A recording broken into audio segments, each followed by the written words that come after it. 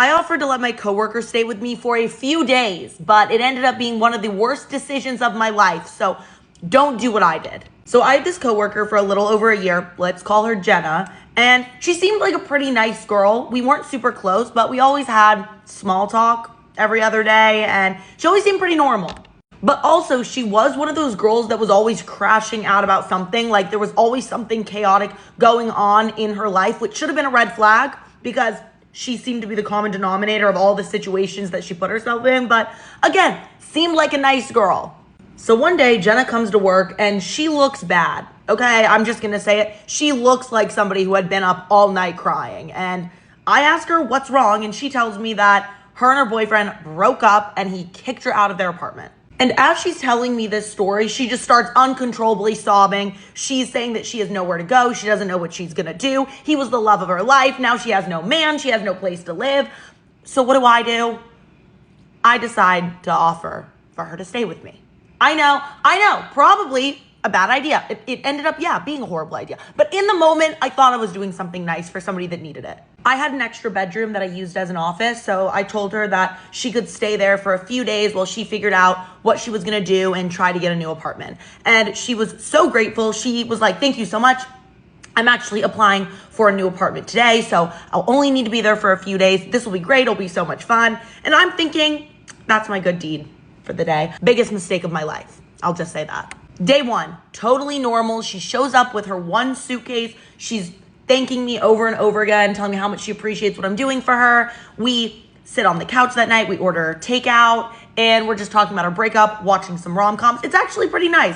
I hadn't had a roommate in a while, so it was pretty fun. By day three, she's still there. She hasn't made any mentions of this new apartment she was applying for, about leaving, but I'm still thinking, you know what? She's stressed out. I don't want to add any stress to her situation, so I'm sure she's figuring it out. Day 5 is where things start going wrong, and I should have known because she starts redecorating.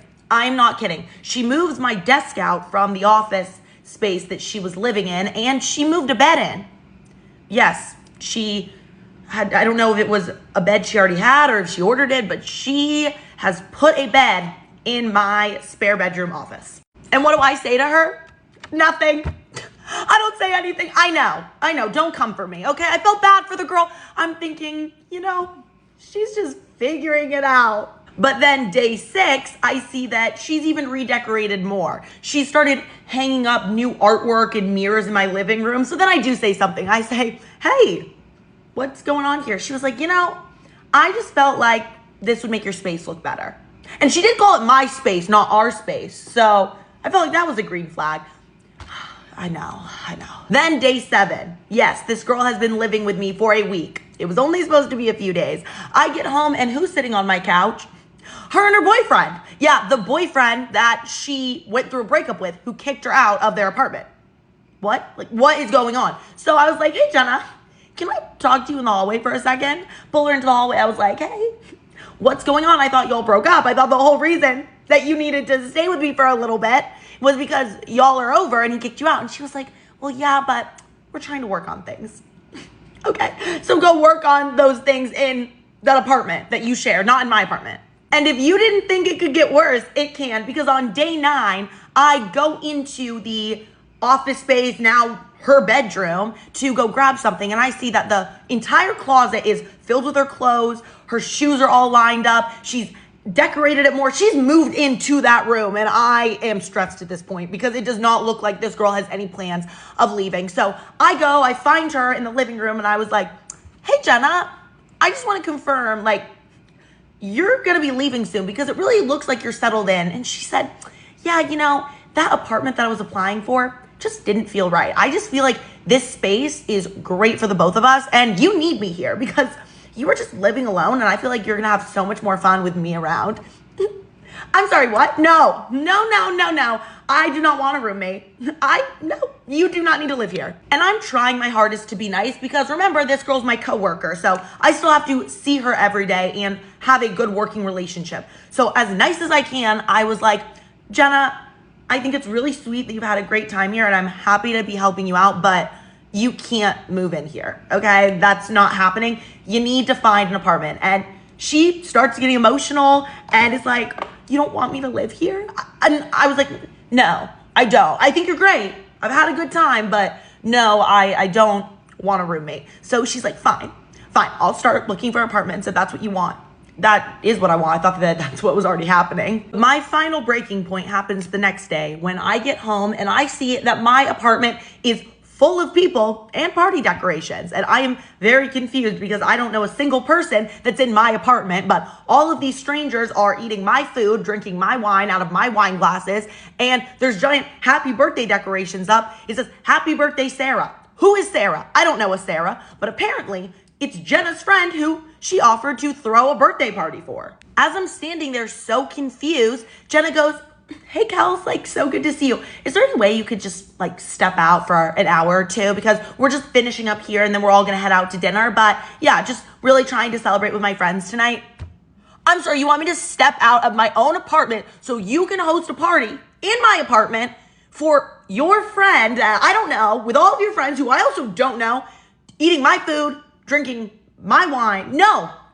And that's when I noticed that both Jenna and Sarah are wearing necklaces that are mine. They're my family heirloom jewelry. And so I clearly recognize them and know that they stole them. And I was like, I'm sorry, what are those? And Jenna gets quiet immediately. She knows she's caught. She was like, oh, yeah, like, we just thought they were so pretty and we wanted to borrow them for the night since, you know, it's a special night. I was like, okay, take them off and I need you to get out. I need you to pack up all of your stuff and leave my apartment immediately. All of Jenna's friends are super quiet. They look absolutely shocked. And Jenna's like, wait, are you serious? I was like, yes, I am very serious. I need you out of my apartment tonight. You've crossed so many boundaries. Tried to be patient. I've tried to be nice, but this has gone too far. Jenna starts getting super upset. She's like, I can't believe you would do this to me. I have nowhere to go. I said, there's a ton of people in my apartment right now, and I'm sure that one of them would be happy to let you stay with them. You seem to have a lot of friends. And then Sarah goes, I can't believe you're doing this on my birthday. I said, I don't know you. I actually have no idea who you are. So now I look like a villain in my own apartment. Jenna's having a full meltdown and all of her friends are helping her pack up her stuff. Honestly, it was probably the best time to kick her out because she had like 12 people there to help her. Yeah, 12. There were a lot of people in my apartment. I don't think there have ever been that many people in my apartment at once. So the next day I go to work and I was like, I need to go to HR and tell them about this situation. So I go in and they immediately already know what I'm coming to talk to them about because apparently Jenna had quit that morning and told them exactly what happened. But what I learned is that I was not the first person that Jenna did this to. She has tried to move herself in to other people's apartments multiple times in the company.